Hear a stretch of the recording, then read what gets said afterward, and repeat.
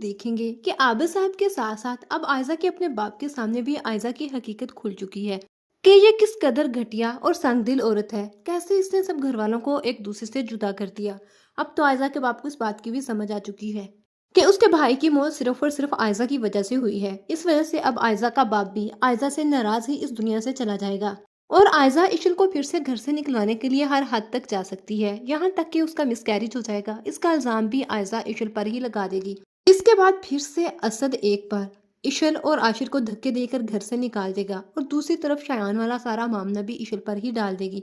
इस तरह से एक बार फिर से इशल और आशिर के दरमियान बदगुमानियां आ जाएंगी। लेकिन फिर अनाया ये बर्दाश्त नहीं कर सकेगी क्योंकि अनाया को सब कुछ नजर आ रहा होगा कि उसकी बहन की हर दर्मी की वजह से पहले ताया अब्बू की जान चली गई, फिर उसके बाप की जान चली गई। वो नहीं चाहती कि अब इसकी वजह से आशिर और इशल का रिश्ता टूट जाए। इस वजह से अब अनाया भी अपनी चुप खत्म कर देगी और सबके सामने अपनी जुबान खोल देगी, सबको हकीकत बता देगी कि आयजा का असल चेहरा क्या है और ये क्या कुछ करती फिर रही है। और इसने हर बार इशल पर इल्जाम लगाया जबकि कसूरवार तो ये खुद थी। और जब असद के सामने ये सारी हकीकत खुलेगी और ये बात भी असद के सामने आएगी कि आयजा का मिसकैरेज किसी और वजह से नहीं, इसकी अपनी वजह से हुआ, उसके बाप की जान भी इसी आयजा की वजह से गई, तो असद कभी भी आयजा को माफ नहीं कर पाएगा और ना ही खुद को माफ कर पाएगा।